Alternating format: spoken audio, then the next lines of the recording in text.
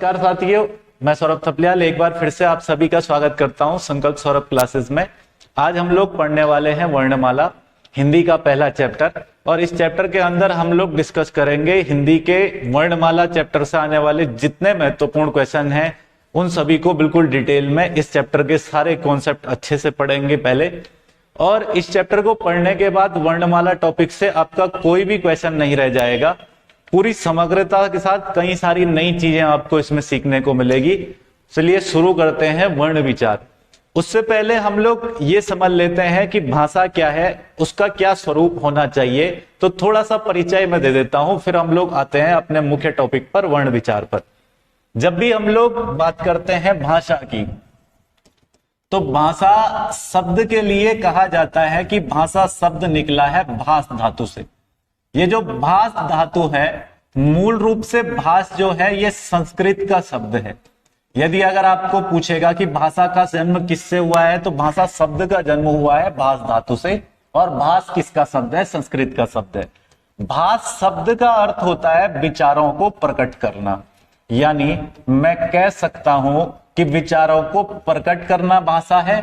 नहीं, यहां पर हमें एक और बात समझनी है। विचार किसे कहते हैं? तो विचार होती है एक अध्वन्यात्मक इकाई, यानी ऐसी इकाई जिसमें कोई भी ध्वनि ना हो।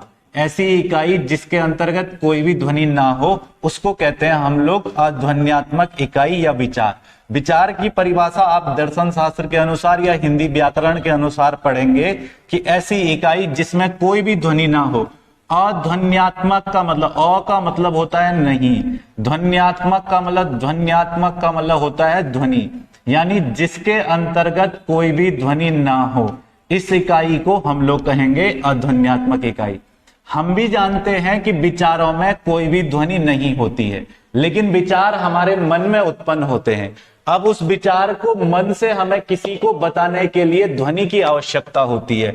तो यानी विचारों को प्रकट करने के लिए जिस साधन की आवश्यकता है, उसी साधन का नाम है भाषा।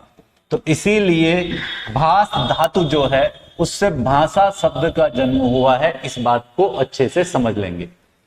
आगे हम लोग इस पर चलते हैं, तो इसके अंतर्गत आते हैं हमारे पास कुछ और चीजें। यदि अगर हम हिंदी भाषा की बात करें, तो हिंदी भाषा का जन्म संस्कृत से हुआ है। और संस्कृत भाषा को तात्कालिक समय में, वैदिक काल में, दो हिस्सों में बांटा गया था। एक संस्कृत हमारी हो गई जिसको हम लोग कहते हैं लौकिक संस्कृत, और एक संस्कृत हमारी हो गई जिसको हम लोग कहते हैं वैदिक संस्कृत।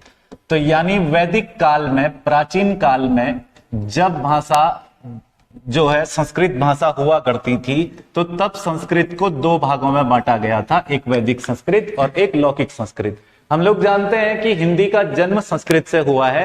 तो क्या डायरेक्ट हिंदी से संस्कृत बनी थी? ऐसा तो नहीं है। हिंदी से पाली, प्राकृत, अपभ्रंश वगैरह, तो इन सब से हुआ था हिंदी का जन्म। तो अब समझेंगे हम लोग संस्कृत से पाली, प्राकृत, अपभ्रंश वगैरह, और फिर हिंदी आई। तो देखते हैं क्या क्या चीजें इसके अंतर्गत आती है। सबसे पहले यहाँ पे समझेंगे कि उस काल में जब वेदों को लिखा गया, वैदिक काल कब से कब तक चलता है हमारा? लगभग 1500 ईसा पूर्व से लेकर के और 600 ईसा पूर्व, इस समय वेदों की रचना हुई। और वेद जो है वो मूल रूप से संस्कृत में लिखे गए हैं। वेद उपनिषदों को संस्कृत में लिखा गया है, यानी उस दौर में जिस भाषा के अंतर्गत वेद और उपनिषद लिखे गए थे उसे कहते हैं वैदिक संस्कृत। हम लोग ये भी जानते हैं कि इतिहास पढ़ते हुए पढ़ते हैं कि भैया वैदिक संस्कृत एक बड़ी कठिन भाषा हुआ करती थी। इसलिए वेदों को समझने के लिए ना ब्राह्मण ग्रंथों की रचना की गई थी। आप लोग पढ़ोगे ऐत्रेय ब्राह्मण ग्रंथ, ये ऋग्वेद को समझने के लिए बनाए गए थे, है ना। उपनिषदों में सरल भाषा में मतलब समझाया गया था कि वेद में क्या लिखा गया। तो ये थोड़ा सा कठिन भाषा हो गई अपने पास। अगर हम वैदिक संस्कृत की बात करें तो ये बड़ी कठिन भाषा थी। वहीं दूसरी ओर अगर हमारे पास लौकिक संस्कृत की बात की जाए, तो लौकिक संस्कृत उस दौर में आम बोलचाल की भाषा होती थी, यानी आम बोलचाल में जिस भाषा का प्रयोग होता था उसे कहा जाता था लौकिक संस्कृत। ये जो लौकिक संस्कृत है, लौकिक संस्कृत से ही आगे चल करके सभी भाषाओं का जन्म हुआ। क्योंकि यहां एक बात ध्यान रखेंगे कि भाषा सदैव परिवर्तनशील रही है। भाषा प्रत्येक दौर में परिवर्तनशील रही है। जिस तरीके से आज हिंदी भाषा पूर्वी उत्तरी भारत में हम लोग बोल सकते हैं कि अस्तित्व में है, धीरे धीरे भाषा के साथ क्या होता है, परिवर्तन बना रहता है। जिस प्रकार हम यहां समझते हैं कि लौकिक संस्कृत से सबसे पहले जो भाषा अस्तित्व में आई उस भाषा को हमने कहा पाली भाषा। पाली भाषा मुख्य रूप से बौद्ध धर्म की भाषा हुआ करती थी और बौद्ध धर्म में लिखे गए जितने महत्वपूर्ण ग्रंथ हैं जैसे त्रिपिटक वगैरह, इन ग्रंथों की रचना किस में की गई है, तो इन ग्रंथों की रचना पाली भाषा के अंतर्गत की गई है। पाली का जन्म लौकिक संस्कृत से हुआ है। ये मूल रूप से बौद्ध धर्म की भाषा हुआ करती थी। पाली भाषा के बाद लौकिक संस्कृत से अस्तित्व में आई प्राकृत, और प्राकृत मुख्य रूप से जैन धर्म की भाषा हुआ करती थी। अब जो पाली भाषा है, प्राकृत भाषा है, ये सारी भाषाएं लौकिक संस्कृत से आ रही है। इन्हीं पाली प्राकृत में से अगर मैं प्राकृत भाषा की बात करूं तो ये जो प्राकृत भाषा है, इस प्राकृत भाषा के अंतर्गत बड़े बदलाव किए गए। जैसे यहां एक उदाहरण से समझें, यदि अगर कोई शब्द इस तरीके से लिखा गया है रामेश्वर, तो इसे प्राकृत भाषा में लिख दिया गया रामेश्वर, यानी तालव्य श का परिवर्तन कर दिया गया यहां पर। अगर हम देखें तो ये एक बड़ा परिवर्तन है। जब कभी भी इस तरीके के बड़े परिवर्तन भाषा के साथ होते हैं तो उससे भाषा में पड़ जाता है एक भ्रंश। इसलिए प्राकृत के बाद जो भाषा अस्तित्व में आई उसी भाषा को हम कहते हैं अपभ्रंश, और इस अपभ्रंश का ही एक रूप कहलाता है सौरसेनी अपभ्रंश, और इसी सौरसेनी अपभ्रंश से जन्म हुआ है हिंदी भाषा का।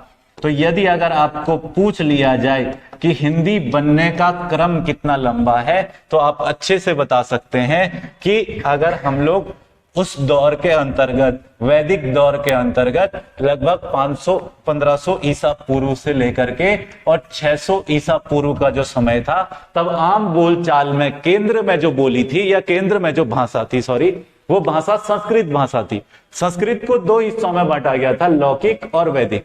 अगर हम देखें वैदिक क्या है, तो वेद उपनिषद जिसमें लिखे गए वो वैदिक संस्कृत है। आम बोलचाल में जिस भाषा का प्रयोग हुआ वो लौकिक संस्कृत है। ये बड़ी कठिन संस्कृत थी वैदिक संस्कृत, इसको हर कोई नहीं समझ सकता था, लेकिन लौकिक संस्कृत को सभी समझ सकते थे, प्रयोग करते थे, इस संस्कृत का आम बोलचाल में प्रयोग करते थे।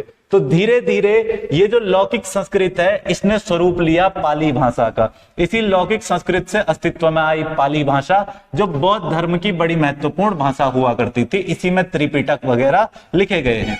इसके बाद प्राकृत भाषा की अगर हम बात करें तो प्राकृत जैन धर्म की बड़ी प्रमुख भाषा हुई है, और इस प्राकृत भाषा में कुछ बड़े बदलाव शब्दों के साथ कर दिए गए, जिससे भाषा का थोड़ा सा स्वरूप बदल गया। इसी को हम लोग कहते हैं अपभ्रंश, और इसी अपभ्रंश का एक प्रकार है सौरसेनी अपभ्रंश, और इस सौरसेनी अपभ्रंश से ही जन्म हुआ है हिंदी भाषा का। तो यानी मेरे पास अगर मैं पूछ लूं कि हिंदी भाषा का जन्म कौन से अपभ्रंश से हुआ है, तो हिंदी भाषा का जन्म हुआ है सौरसेनी अपभ्रंश से। यहां तक बात सभी को क्लियर होगी। अब अगर हम लोग हिंदी के अंतर्गत की कुछ और बातों को ध्यान दें, तो हिंदी जो भाषा है, जब भी हम लोग भाषा की बात करेंगे तो इससे संबंधित कुछ छोटी बातें पूछी जाएंगी। इतना सभी को पता होगा कि हिंदी भाषा की जो लिपि है, ये लिपि कौन सी है, देवनागरी। बहुत सारे बच्चों को लिपि में भी कंफ्यूजन रहता है कि सर ये लिपि होती क्या है। बहुत सारे बच्चों को इसके अंदर दिक्कत रहती है, तो थोड़ा सा समझते हुए चलना बात को। मैं बहुत टाइम इस पर नहीं लगाऊंगा। लिपि की जब हम लोग बात करते हैं तो मैं मान करके चलो, मैंने कहा अ आ ई उ ऊ, इसको दुनिया की किसी और भाषा के अंदर मेरे को लिखना हो तो हो सकता है दुनिया की किसी और भाषा में ऐसा ऐसा कुछ लिखते होंगे, और को है ना, कैसा भी लिख सकते होंगे, कोई फिक्स तो है नहीं। हम तो ये तो नहीं बता सकते कि भाई प्रत्येक भाषा के अंदर अ ऐसा ऐसा लिखा जाएगा। हर भाषा में अ अलग अलग तरीके से लिखा जाएगा। तो जो लिखने का तरीका होता है, यानी जो भाषा की स्क्रिप्ट होती है, उसी को हम लोग कहते हैं लिपि। और हिंदी भाषा में यदि मेरे को अ बोलना है तो ये क्या है, मौखिक रूप है। लेकिन अगर मेरे को लिपि के अनुसार इसको लिखना है, मेरे को कोई बोलेगा अ लिखो, तो मैं उसको पूछूंगा कि अ किस लिपि के अनुसार मैं लिखूं। यदि वो मेरे को कहता है कि अ देवनागरी लिपि के अनुसार लिखो, तो तब मैं लिखूंगा कि देवनागरी में तो अ इस तरीके से लिखा जाता है। ठीक है। वही उर्दू में पहला शब्द अलिफ आता है, इस तरीके से लगता है। है ना। तो हम हर भाषा के अंतर्गत अलग अलग तरीके से उसको लिखने का तरीका होता है। पंजाबी की गुरमुखी लिपि आपने देखा होगा अलग तरीके से लिखी होती है। तो हर भाषा जो अपने अपने तरीके से लिखी जाती है उसी को लिपि कहते हैं। बेसिकली यहां से एक क्वेश्चन आता है हमारे पास कि भाषा की सबसे छोटी इकाई कौन सी है, यानी भाषा की सबसे लघुतम इकाई कौन सी है, या भाषा का सबसे छोटा रूप कौन सा है। जब मेरे को पूछा जाएगा कि भाषा की सबसे छोटी इकाई कौन सी है, तो मैं कहूंगा कि भाषा की सबसे छोटी इकाई है ध्वनि। कोई पूछेगा कैसी इकाई है ध्वनि, तो मैं कहूंगा कि ये भाषा की सबसे छोटी मौखिक इकाई है। भाषा की सबसे छोटी मौखिक इकाई हमारी ध्वनि कहलाती है। और अगर मेरे को कोई पूछेगा कि भाषा की सबसे छोटी लिखित इकाई कौन सी होगी फिर, तो मैं कहूंगा कि ध्वनि का लिखित रूप, यानी भाषा की सबसे छोटी लिखित इकाई। भाषा की सबसे छोटी मौखिक इकाई कौन सी हो गई, ध्वनि। और भाषा की सबसे छोटी लिखित इकाई कौन सी होती है, तो भाषा की सबसे छोटी लिखित इकाई होती है वर्ण। और इसी वर्ण के अंतर्गत हम लोग आज चर्चा करने वाले हैं। वर्ण पर बात शुरू करते हैं। तो हिंदी में वर्णों का जो क्रम है, जो सीक्वेंस है, उस सीक्वेंस को ही कहा जाता है वर्णमाला। और वर्णमाला के अंतर्गत हम लोग पढ़ते हैं कि दो प्रकार के वर्ण होते हैं। वर्णमाला के अंतर्गत हम लोग पढ़ते हैं कि दो प्रकार के वर्ण होते हैं। इन्हीं दो प्रकार के वर्णों को हम लोग इस तरीके से विभाजित करते हैं। एक को हम कहते हैं स्वर और एक को हम कहते हैं व्यंजन। यदि अगर पूछ लिया जाए कि स्वर को संस्कृत में क्या कहा जाता है, तो स्वर को संस्कृत के अंतर्गत कहा जाता है अच। स्वर को संस्कृत में कहा जाता है अच। और अच त्रयोदशो अस्ति, यानी स्वर संस्कृत में कितने होते हैं, 13 होते हैं। वहीं व्यंजन को संस्कृत में क्या कहा जाता है, तो व्यंजन को संस्कृत के अंतर्गत कहा जाता है हल। और हल की संख्या कितनी बताई गई है संस्कृत में, तो हल की संख्या है 33। यहां पर हमने स्वर और व्यंजन की बात की। स्वर को हम हिंदी में स्वर कहते हैं, संस्कृत में हम इसको हल अच कहते हैं। स्वर को संस्कृत में अच कहा जाता है। अच त्रयोदशो अस्ति, यानी अच की संख्या कितनी है, 13 है। व्यंजन को संस्कृत में हल कहा जाता है और हल की संख्या कितनी बताई गई है, 33 बताई गई है। यहां एक बात को समझना थोड़ा अच्छे तरीके से, जब हम लोग वर्णमाला में स्वर और व्यंजनों को बांट देते हैं, तो हम लोग एक चीज पढ़ते हैं कि हिंदी में हम लोग स्वर की पहले परिभाषा समझेंगे, फिर व्यंजन की परिभाषा समझेंगे। अच्छा, दोनों की परिभाषाएं होती क्या है, दोनों की परिभाषाएं जनरली सामान्यतः सभी किताबों में क्या लिखी होंगी, या सभी जगह क्या लिखी रहती है, लगभग सभी जगह एक ही चीज लिखी रहती है कि वे वर्ण जिनका उच्चारण स्वतंत्र रूप से होता है, जिनका उच्चारण स्वतंत्र रूप से होता है, उन्हें हम लोग कहते हैं स्वर।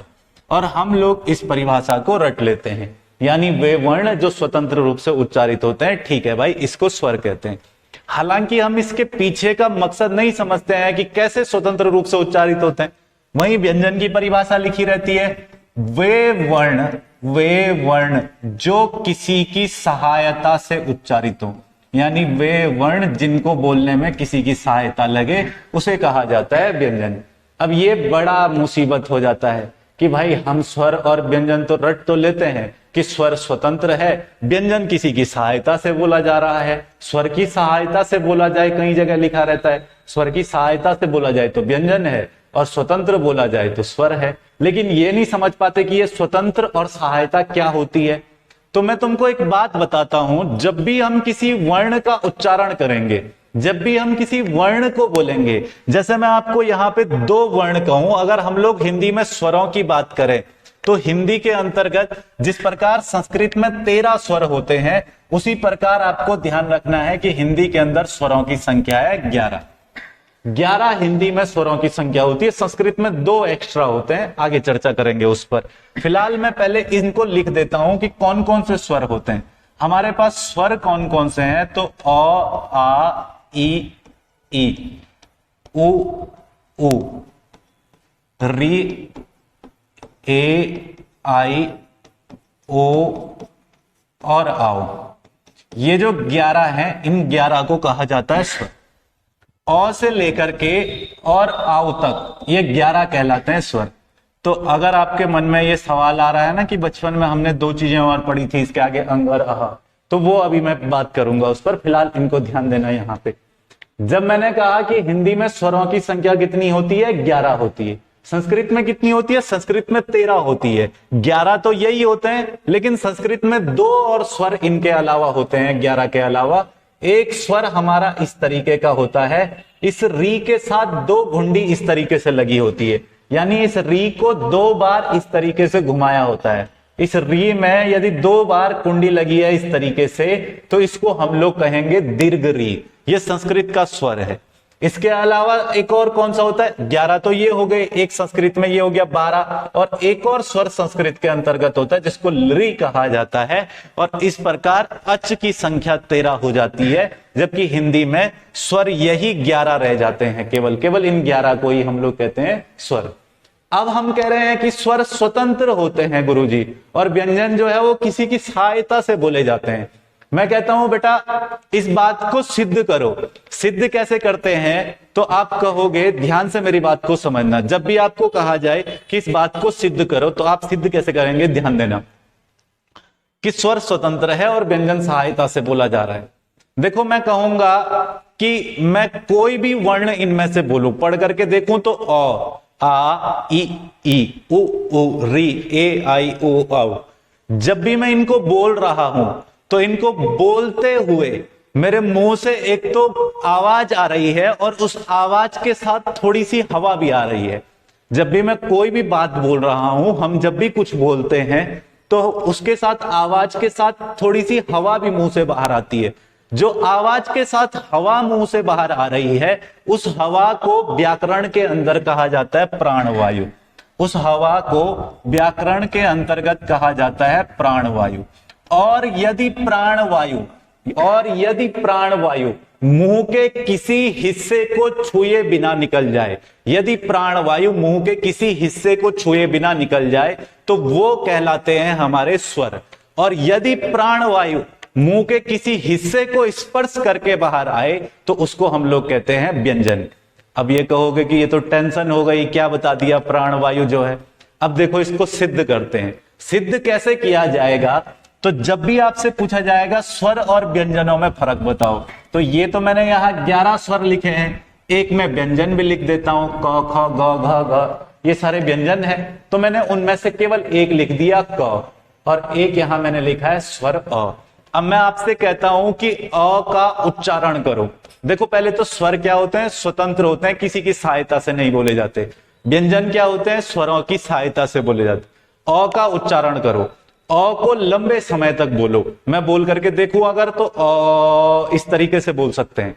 यदि अगर मैं कहूं कि क को लंबे समय तक बोलो, तो आप कहेंगे क, धीरे धीरे ध्वनि किसकी आएगी, अ की ध्वनि आने लग जाएगी। यानी जब हम लोग व्यंजनों का उच्चारण कर रहे हैं, एक लंबा उच्चारण कर रहे हैं, तो व्यंजन जो है क, उसके अंतर्गत क्योंकि अ निहित है, वो बोला जा रहा है अ की सहायता से, इसलिए ध्वनि किसकी आ जा रही है, अ की ध्वनि आ जाएगी। और जबकि हम अ कितनी देर तक बोलेंगे, या इन 11 में से कोई भी कितनी देर तक बोलेंगे, तो उनके उच्चारण में हमारे पास कोई बाध्यता नहीं होगी, कोई दूसरे स्वर बीच में नहीं आएंगे, कोई दूसरा वर्ण बीच में नहीं आएगा। हम क बोलेंगे तो अ आएगा, हम ख बोलेंगे तो भी अ आएगा, हम ग बोलेंगे तो भी अ आएगा। क्यों? क्योंकि ये सब स्वरों से मिलकर के बने हैं, स्वरों की सहायता से बोले जा रहे हैं, इसलिए इनके उच्चारण में स्वर शब्द बार बार आ रहे हैं, स्वर वर्ण बार बार आ रहे हैं। जबकि स्वर स्वतंत्र होते हैं, इसलिए स्वरों के साथ कोई भी व्यंजन या कोई भी अन्य वर्ण नहीं आ रहा है। इतनी बात स्पष्ट हो गई होगी। तो स्वर क्या होते हैं, स्वतंत्र होते हैं। दूसरा मैंने यहां पे बताया स्वरों की संख्या कितनी होती है, तो स्वरों की संख्या होती है 11।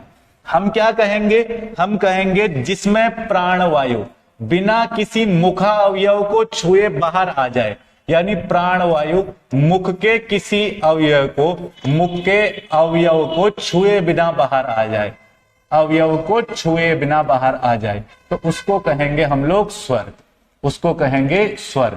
और यदि प्राणवायु कहीं अवरोधित हो तो उसको हम लोग कहेंगे व्यंजन। इस बात को थोड़ा अच्छे तरीके से समझ लेना।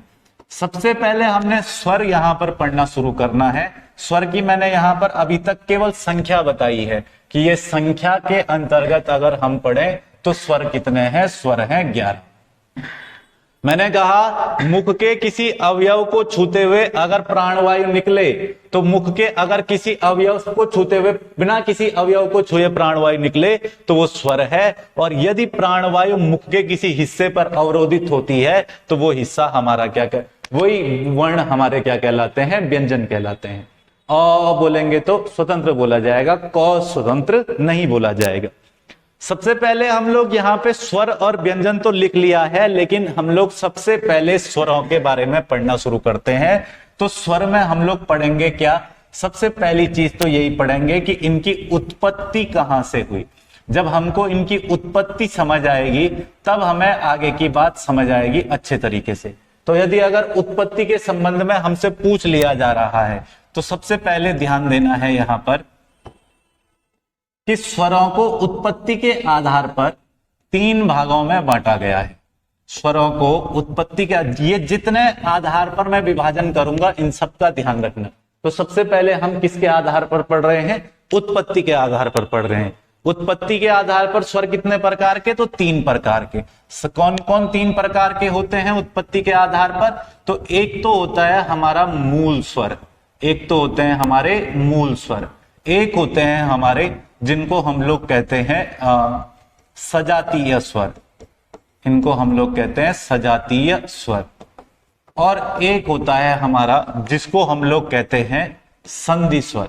तो उत्पत्ति के आधार पर स्वर को बांट दिया 3 भागों के अंतर्गत। सबसे पहले अगर मैं मूल स्वर की यहां बात करूं, देखो एक एक बात को समझते हुए चलना, एक एक बिंदु को अच्छे से समझते हुए चलना। मूल स्वर होते हैं हिंदी में 4। कौन कौन से 4 होते हैं? तो अ हो गया, ई हो गया, ऊ हो गया और री हो गया। यानी अन्य सभी स्वर इनसे मिलकर के बने हैं। ये 4 ओरिजिन है बाकी सारे स्वरों के। इन 4 स्वरों से ही मिलकर के बाकी के सारे स्वर बने हैं, इसलिए इन 4 स्वरों को हम कहेंगे मूल स्वर। अब अगर मेरे को पूछेगा सजातीय स्वर क्या है, तो मैं कहूंगा कि जब हम लोग अ और अ का मेल करेंगे तो उससे हमारे पास एक वर्ण अस्तित्व में आएगा जिसको हम कहेंगे आ। जब हम लोग छोटी ई और छोटी ई का मेल करेंगे तो उससे हमारे पास एक वर्ण अस्तित्व में आएगा बड़ी ई। जब हम लोग छोटे ऊ और छोटे ऊ का मेल करेंगे तो उससे हमारे पास एक वर्ण अस्तित्व में आएगा, वो है बड़ा ऊ। और ये जो 3 वर्ण हमारे पास यहां पर बने यानी आ ई उ, तो इन 3 वर्णों को हम लोग कहते हैं सजातीय स्वर। क्यों कह रहे हैं हम इनको सजातीय स्वर? क्यों? क्योंकि यहां पर अ और अ देख रहे होंगे एक जैसी जाति, सजाति का मतलब एक जैसी जाति। अ और अ समान वर्णों को मिलाने से बना है आ। ई और ई को मिलाने से बना है बड़ा ई, ऊ और ऊ को मिलाने से बना है बड़ा ऊ। यानी ये तीनों वर्ण एक जैसे वर्णों को मिलाने से बने हैं, इसलिए इनको कहते हैं सजातीय वर्ण। ये 4 तो मूल है, इन्हीं से मिलकर के बाकी सारे वर्ण बने हैं। आगे स्वर कैसे उत्पादित हुए हैं तो संधि स्वरों के अंतर्गत देखेंगे। तो यदि अगर मैं देखो संधि स्वरों में भी हमारे पास कौन कौन से स्वर आ जाते हैं। हमने कहा था कि स्वर होते हैं टोटल कितने? 11 स्वर होते हैं टोटल 11, और 11 स्वरों में से हमारे पास हम लोग देख रहे हैं कि 4 स्वर तो कौन से हो गए? मूल स्वर। 3 स्वर कौन से हो गए? सजातीय स्वर। 4 3 7 बचे कितने? 4 बचे। तो 4 किस में आ जाएंगे? संधि स्वर में। कौन कौन से 4 संधि स्वर होते हैं? देखो अगर मैं यहां पर सबसे पहले अ को ई के साथ मिला दूं, यदि मैं अगर अ को ई के साथ मिला दूं तो अ और ई को मिलाने से बनता है ए। अ और ई को मिलाने से बनता है ए। अ और ई को मिलाने से ए बनता है। यदि अगर मैं अ को दीर्घ ई के साथ मिला दूं तो अ को दीर्घ ई के साथ मिलाने पर हमारे पास एक वर्ण अस्तित्व में आता है आई। अगर मैं अ को ऊ के साथ मिला दूं, अ को ऊ के साथ मिला दूं तो अ को लघु ऊ के साथ मिलाने पे बनता है ओ। और अगर मैं अ को दीर्घ ऊ के साथ मिला दूं तो अ को दीर्घ ऊ के साथ मिलाने पर बनता है आओ। इस प्रकार से आपने देखा कि इन्हीं चार वर्णों से सारे के सारे स्वर बने हैं, इन्हीं चार वर्णों से सारे के सारे स्वर बने हैं। इसलिए जो चार स्वर हैं अ, लघु ई, लघु ऊ और री, इन चारों को हम लोग क्या कहेंगे? इन चारों को हम लोग कहेंगे मूल स्वर।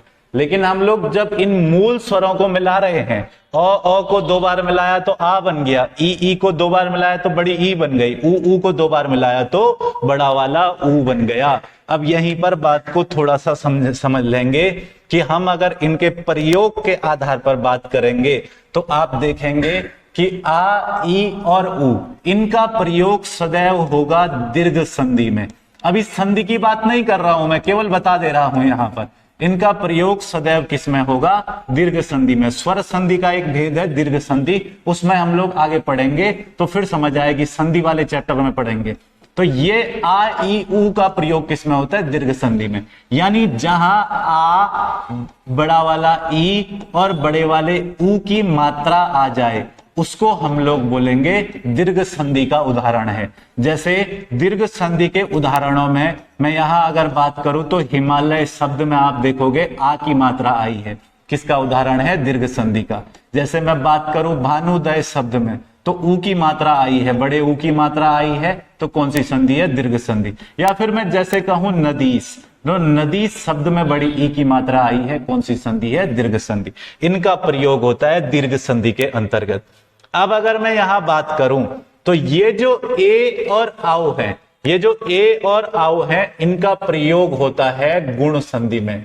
ए और आओ का प्रयोग होता है गुण संधि में, इनका प्रयोग होता है गुण संधि में। यानी अगर हमारे पास किसी शब्द, कोई शब्द लिखा है, जैसे हमारे पास लिखा है महेश, जैसे हमारे पास लिखा है सुरेश, जैसे हमारे पास लिखा है यहां पर और भी बहुत सारे शब्द हो सकते हैं, दिनेश, जैसे हमारे पास लिखा है और भी कई सारे शब्द, जैसे हमारे पास मान करके चलिए कोई भी शब्द लिखा है जिसके अंतर्गत हमें ऊपर एक डंडा देखने को मिल रहा है, तो तुरंत बता दीजिएगा कि वो किसका उदाहरण है? गुण संधि का उदाहरण है।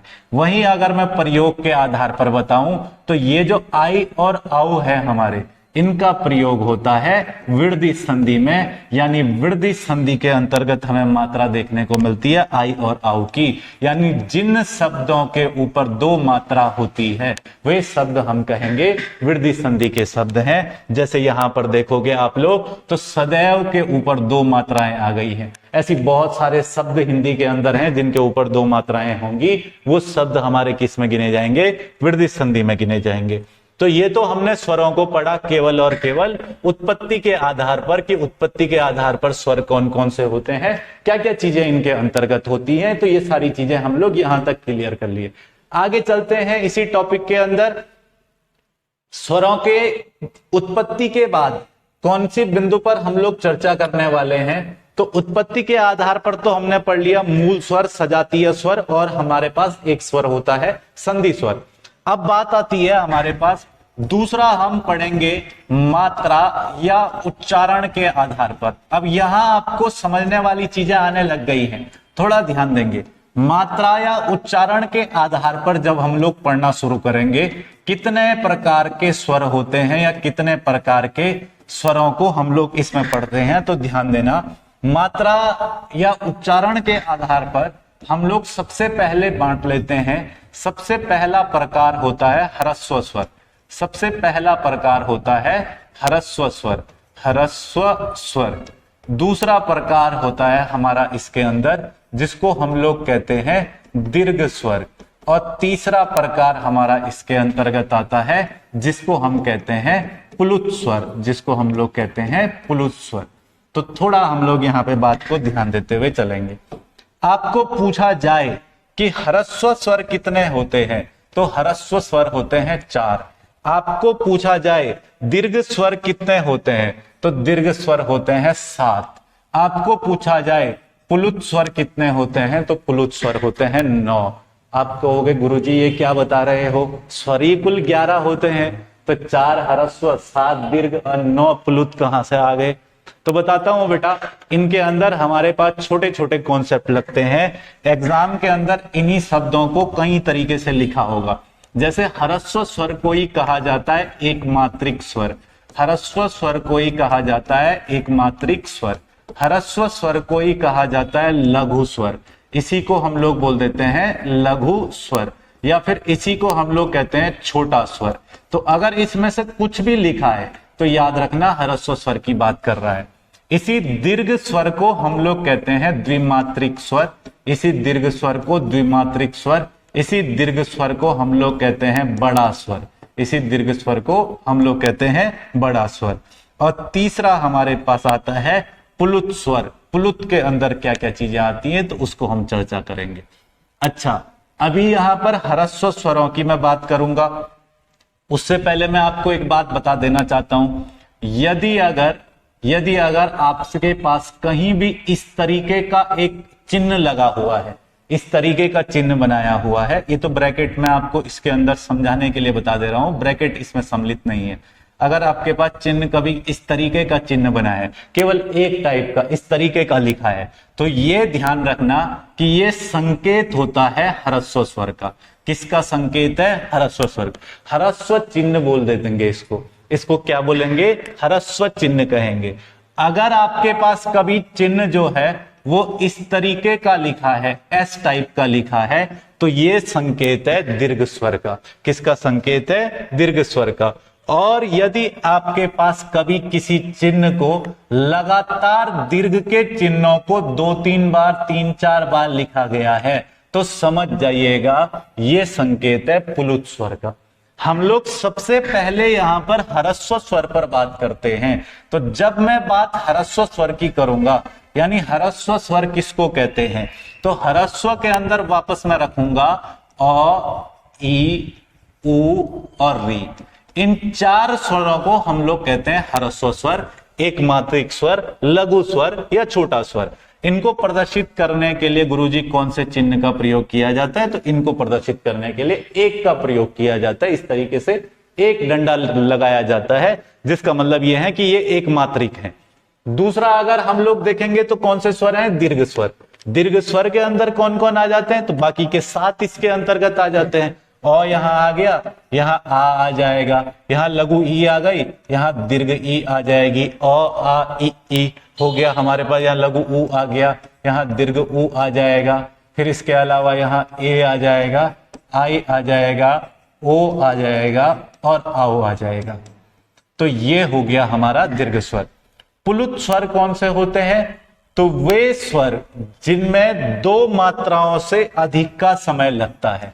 ऐसे स्वर जिनमें 2 मात्रा से अधिक का समय लगता है, उसको हम लोग कहते हैं प्लुत स्वर।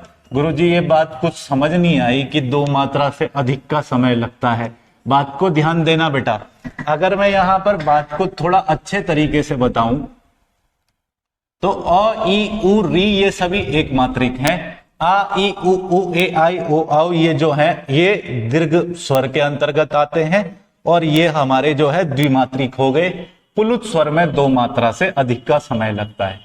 यदि अगर किसी भी स्वर को खींच दिया जाए, लंबा खींच दिया जाए, जैसे अगर किसी भी स्वर को मैं लंबा खींच दूंगा, जैसे मतलब मान करके चलो कि मैंने आ लिखा, अब मैं आ का उच्चारण थोड़ा लंबा खींचूंगा तो आ इस तरीके से, और इसको लिखने में कैसे लिखूंगा तो आ में इस तरीके से लगा होगा। या फिर जैसे कहीं लिखा होगा ओम, तो ओम में क्या लिखा होगा, मान करके चलो आपके पास ओम इस तरीके से लिखा है, इस तरीके ओम में इस तरीके से लगा होगा, इस तरीके से, और फिर आगे चल के लिखा होगा मां। अगर इस तरीके से लिखा है तो वो हमारे हो गए प्लुत स्वर। यानी जहां 2-3 बार आपको इस तरीके का साइन मिल जाए उसको बोल देना प्लुत स्वर। जहां हम लोग देखेंगे, बाकी दीर्घ स्वर तो आपको याद रह ही जाएगा। ह्रस्व याद रख लेना, ह्रस्व में 4 आता है, अ, ई, उ, री। बाकी सारे किस में आ जाएंगे? दीर्घ स्वर में आ जाएंगे। और जो बचे भैया आगे के अपने पास जो भी चीजें हैं आगे की, वो आगे 2 मात्रा से अधिक का समय जिसमें लगता है वो हमारा किस में आ जाएगा? प्लुत स्वर के अंतर्गत आ जाएगा। अच्छा ठीक है, ये तो हो गए हमारे लघु स्वर, दीर्घ स्वर और प्लुत स्वर। अब बात करते हैं अपनी शुरू आगे की चीजों पर, ध्यान देना यहाँ पे। अगर मैं आपको यहां पे एक बात को समझाऊं, तो अगर मैं अ का उच्चारण लंबे समय तक करूं तो मैं कर सकता हूं। अ का उच्चारण लंबे समय तक करने पर आ नहीं बनेगा। जो बात मैं बता रहा हूं उसको थोड़ा ध्यान से सुनना। अ का उच्चारण अगर मैं थोड़ा लंबे समय तक करूं तो अ कभी भी आ नहीं बनेगा, अ ही रहेगा। अ का उच्चारण में लंबा कितना भी कर लूं ये आ नहीं बनेगा। लेकिन यदि अगर मैं ई का उच्चारण लंबा करना चाहूं, अगर मैं ई का उच्चारण लंबा करना चाहूं, इसको कैसे उच्चारित करें, ई, और अगर मैं इसका उच्चारण लंबा करना चाहूं ई, तो तब ये वाला ई तो ये रह ही नहीं गया, ये ई हो गया है कौन सा वाला, दीर्घ ई हो गया है। और जैसे ही ये दीर्घ ई हुआ तो हम इसको बदल, भैया अगर मैं ई को थोड़ा सा भी लंबा खींच रहा हूं तो वो दीर्घ ई में बदल रहा है, उससे लंबा खींचूंगा तो ये दीर्घ ई फिर इस तरीके से किस में बदलेगा, प्लुत में बदलेगा। यानी ई प्लुत में नहीं बदलेगा, उसी तरीके से ऊ जो है वो भी प्लुत में नहीं बदलेगा। कैसे नहीं बदलेगा, ऊ अगर मैं बोलूं, अभी मैं इसको क्या वो ऊ पढ़ता हूं केवल, अ आ ई ऊ, इस तरीके से हम लोग पढ़ते हैं। अगर मैं इसको थोड़ा सा लंबा खींचूं, अ आ ई ऊ के दौर में जब हम लोगों ने पढ़ा तो थोड़ा सा अगर इस बात को हम वहां पे समझ जाते तो यहां इतनी दिक्कत हमें नहीं होती। जैसे यहां पे अगर हम लोग एक बात समझें, मैंने यहां कहा ये क्या है, ऊ है। अगर हम इसको ऊ बोलेंगे, थोड़ा सा लंबा खींचेंगे, तो जैसे ही मैं इसको लंबा खींचूंगा तो ये बदलेगा दीर्घ ऊ में। और मतलब इसके बाद भी अगर मैं इसको लंबा खींचता रहूंगा तो ये बदल जाएगा प्लुत में। यानी ये खुद नहीं बदलता है प्लुत के अंतर्गत। ये वाला देखेंगे री को, तो री भी नहीं बदलेगा प्लुत के अंदर, री भी दीर्घ री में परिवर्तित हो जाएगा। यानी हमको यहां पर एक बात का ध्यान रखना है कि प्लुत स्वरों के अंतर्गत कौन कौन से 9 स्वर आपने बताए गुरुजी, तो ध्यान रखना प्लुत स्वर में एक तो आता है अ, क्या आता है अ का उच्चारण लंबा करना वो प्लुत स्वर में आता है। और बाकी 7 आ जाते हैं हमारे दीर्घ। गुरुजी ये तो 8 ही हुए, एक मैं अभी आपको बताऊंगा अंत में, जब हम इस चैप्टर को क्लोज करेंगे तो वहां पे बताएंगे कि वो एक कौन सा प्लुत में गिना जाएगा। फिलहाल हम लोग यहां ध्यान देते हैं। मैंने कहा कि भैया ह्रस्व स्वर कौन से होते हैं, तो ह्रस्व स्वर का मतलब वो होता है वे स्वर, यहां ध्यान देना, वे स्वर जिन्हें हम प्लुत में बदलना चाहें, जिन्हें प्लुत में बदलने पर वे दीर्घ में परिवर्तित होते हैं, वे दीर्घ में परिवर्तित होते हैं, दीर्घ में परिवर्तित हो जाते हैं, उन्हें हम लोग ह्रस्व स्वर कहते हैं। उन्हीं को हम लोग कहेंगे ह्रस्व स्वर। इन्हीं स्वरों को कहा जाएगा बेटा ह्रस्व स्वर। बात समझ आ गई इतने तक। अब आ जाते हैं आगे। ये तो भैया हमने 2 चीजों के आधार पर यहां पर पढ़ा। मैंने क्या कहा, थोड़ा ध्यान से समझना। मैंने कहा कि उत्पत्ति के आधार पर मूल स्वर, सजातीय स्वर, संधि स्वर 3 प्रकार के। इसके बाद हमने पढ़े किसके आधार पर, मात्रा या उच्चारण के आधार पर भी 3 प्रकार के। कौन कौन से 3 प्रकार यहां पे पढ़े हमने, तो ह्रस्व स्वर, दीर्घ स्वर और प्लुत स्वर। ये तो हो गए हमारे ह्रस्व, दीर्घ और प्लुत यहां पर तक 2 आधार पर। तीसरा हम लोग किस आधार पर स्वरों को पढ़ते हैं, तीसरा आधार स्वरों को पढ़ने का क्या होगा, या किस आधार पर हम लोग पढ़ेंगे कि स्वर का उच्चारण, और किस आधार पर, तो मैं कहूंगा ओष्ठ की आकृति के आधार पर। यदि अगर हम लोग देखें तो ओष्ठ की आकृति के आधार पर, इस आधार पर स्वरों को बांटा जाता है 2 हिस्सों में। आपके पेपर में पूछा जाता है कि ओष्ठ की आकृति के आधार पर, ऐसा नहीं अगर पूछेगा तो पूछेगा ये बताओ कि कौन कौन से स्वर आवृतमुखी हैं। ओष्ठ की आकृति के आधार पर कितने प्रकार के होते हैं, 2 प्रकार के। एक तो होता है आवृतमुखी और एक होता है वृत्तमुखी।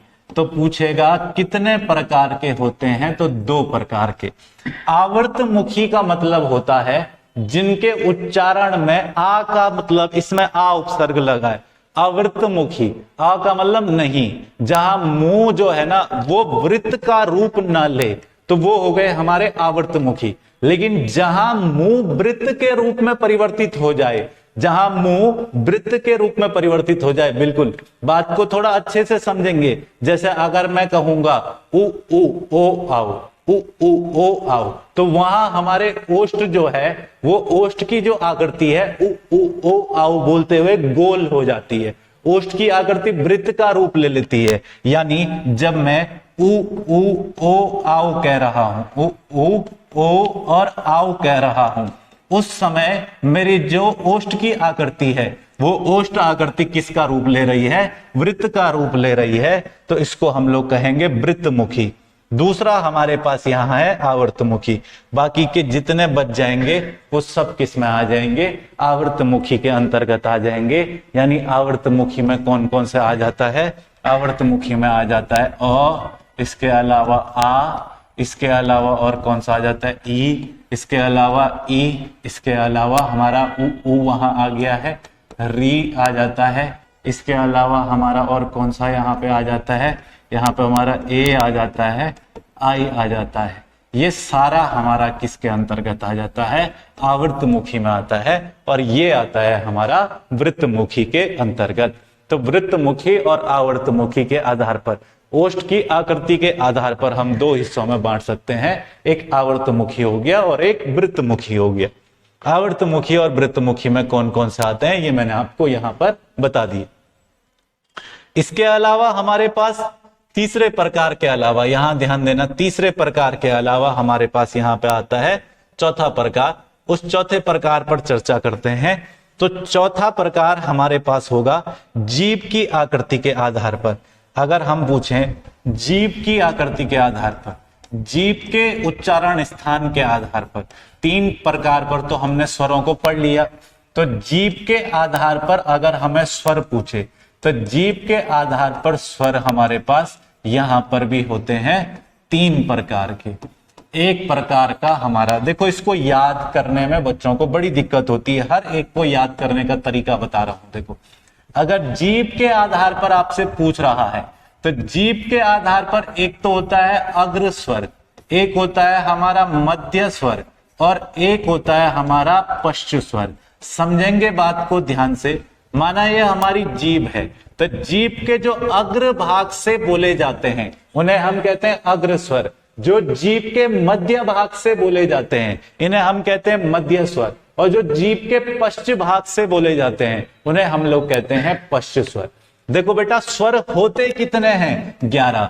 गुरुजी याद कैसे होंगे अग्र मध्य पश्च? तो बस बात को ध्यान से सुनना, सारे याद हो जाएंगे।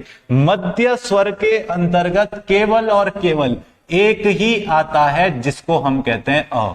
मध्य स्वर में केवल एक ही आता है जिसको हम क्या कहते हैं? अ कहते हैं। बस इतना ध्यान रख लेना कि जीभ की क्रियाशीलता के आधार पर मध्य स्वर में केवल एक ही आता है और वो कौन सा आता है? अ आता है। फिर पश्च स्वर कौन कौन से हो जाएंगे?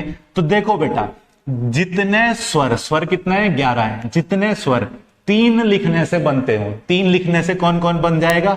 अ के अलावा तीन लिखना, ये तीन लिखा है मैंने, और इसी तीन के लिखने से क्या बन गया है हमारा? आ बन गया है। इसी तीन को अगर मैं लिखूंगा यहां पर, देखो अ आ, ई नहीं बनेगा मेरा तीन के लिखने से, तो ई अगर जो तीन के बनने से नहीं लिख रहा उसको मैं यहां लिख देता हूं। फिर उसके बाद क्या आता है? ई के बाद ई आता है बड़ा वाला ई, वो भी नहीं लिखा जा रहा है तीन के लिखने से। और फिर उसके बाद क्या आता है? ऊ आता है, ऊ भी लिखा जाएगा तीन के लिखने से, ऊ तो होता ही तीन के जैसा है। इसके अलावा और क्या आएगा? इसके अलावा और बड़ा वाला ऊ आ जाएगा। ठीक है, इसके अलावा और क्या आएगा? तो देखो आ गया, ऊ आ गया, ऊ आ गया, तीन हिस्सों में हमने यहां पर बांट दिया। इसके अलावा और इसके अंतर्गत हम कौन सा देखेंगे? तो देखो बेटा ये ई आ गया, आ गया, आ ऊ आ गया, फिर कौन सा आ जाएगा? ओ आ जाएगा, फिर कौन सा आ जाएगा? आओ आ जाएगा। अच्छा, और कौन सा रह जाएगा हमारे पास?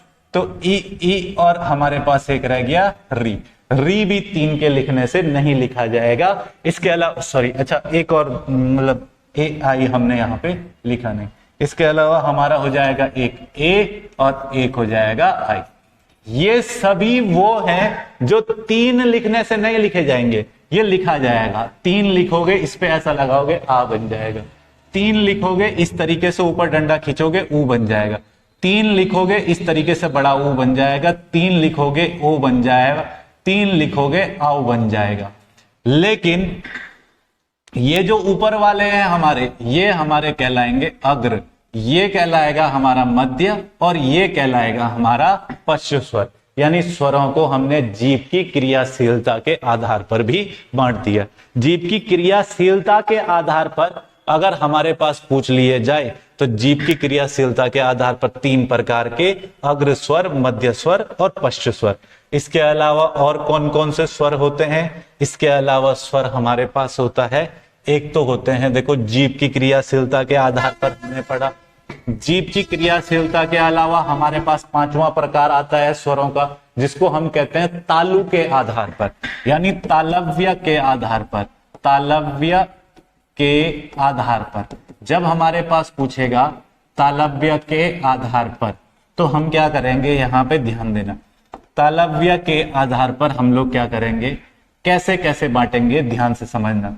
हमारे पास अगर हम लोग यहाँ पे ध्यान से समझें 2 बातों को, तो देखो एक तो होता है हमारे पास मुंह के अंतर्गत जो हमारे दांत हैं, दांत के ठीक ऊपर वाला जो हिस्सा होता है, दांत के ठीक ऊपर वाला जो हिस्सा होता है, इस हिस्से को हम लोग कहते हैं, दांत के ठीक ऊपर वाला जो हिस्सा होता है इसे कहा जाता है मसूड़ा, इसे कहा जाता है मसूड़ा, दांत के ठीक ऊपर वाला जो हिस्सा होता है। और इसके बाद मुंह की छत शुरू हो जाती है, मुंह की छत शुरू हो जाती है जो नासिका छिद्र तक जाती है।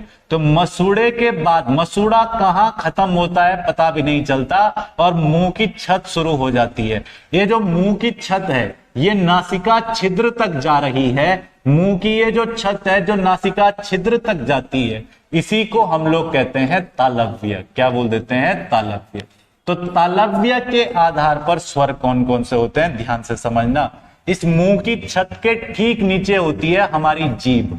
अब अगर जीभ हमारी, ध्यान से बात को समझना, अब अगर हमारी जीभ यहां पर टच है, इस तालव्य के शुरुआती हिस्से को टच कर रही है, तो ये स्थिति हमारी कौन सी स्थिति बनेगी? ये स्थिति बनेगी हमारी मुंह बंद की स्थिति।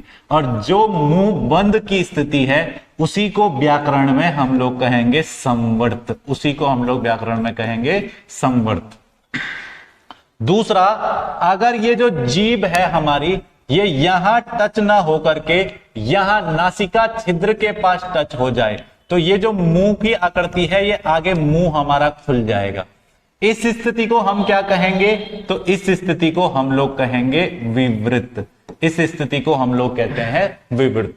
इसके अलावा यदि अगर हमारी जो जीभ है वो मध्य भाग से तालव्य को स्पर्श कर ले, ये जो जीभ है ये इस तरीके से मध्य भाग से तालव्य को स्पर्श कर ले, इस तरीके से, तो मुंह आधा खुला और आधा बंद हो जाता है।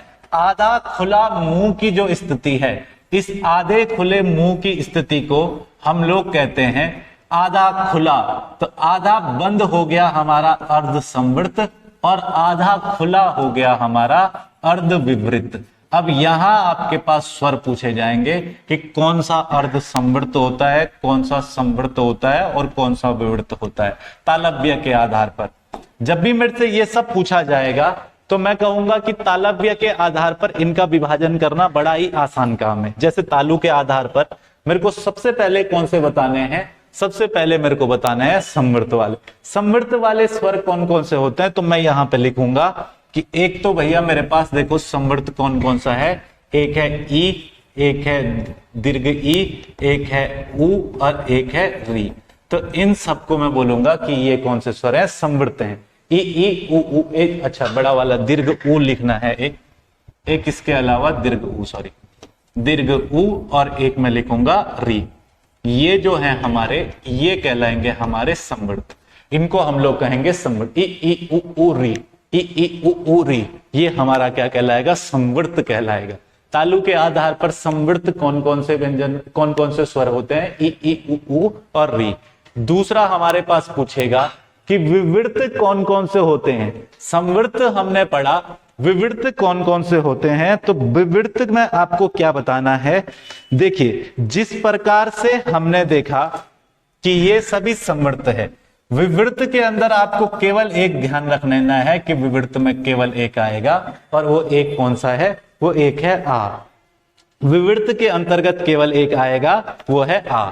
इसके अलावा अर्ध संवृत और अर्ध विवृत दो प्रकार के हमारे पास आ जाते हैं। जब बात अर्ध विवृत की होगी, अर्ध विवृत कौन कौन से होंगे? तो इसमें आएगा एक तो अ, एक आएगा ए, और एक आ जाएगा आउ। ये हमारे आ जाएंगे अर्ध विवृत में। अर्ध संवृत में कौन कौन से आ जाएंगे? अर्ध संवृत के अंतर्गत हमारा एक तो आ जाएगा आई, और इसके अलावा अगर हमको पूछ लेता है कि अर्ध संवृत में और कौन सा होगा, तो एक होगा हमारे पास ओ। यहां तक हम इस चीज को बहुत अच्छे तरीके से समझ गए कि तालव्य के आधार पर तक कौन कौन सी चीजें इस चैप्टर के अंदर आती है हमारे पास। तालव्य के आधार पर हमने पढ़ा, यानी सभी चीजों के आधार पर हमने स्वरों का विभाजन पढ़ लिया। लगभग स्वरों की सभी चीजों को हमने यहाँ पे क्लियर करते हुए चले हैं। अब हमारे पास इस चैप्टर के अंदर अगली चीज आती है व्यंजन। तो व्यंजन जो है, आज वीडियो बहुत ज्यादा लंबा हो जाएगा, बस इतना ही इस चैप्टर के अंदर हम लोग आज पढ़ेंगे। व्यंजन जो है इसके नेक्स्ट पार्ट में बहुत जल्दी कवर करेंगे। फिलहाल के लिए इतना ही। तब तक के लिए इस वीडियो को लाइक, शेयर, चैनल को सब्सक्राइब वगैरह करो, और भी बहुत सारे बच्चों तक वीडियो पहुंचाओ ताकि सभी को इस चीज का फायदा मिल सके। धन्यवाद।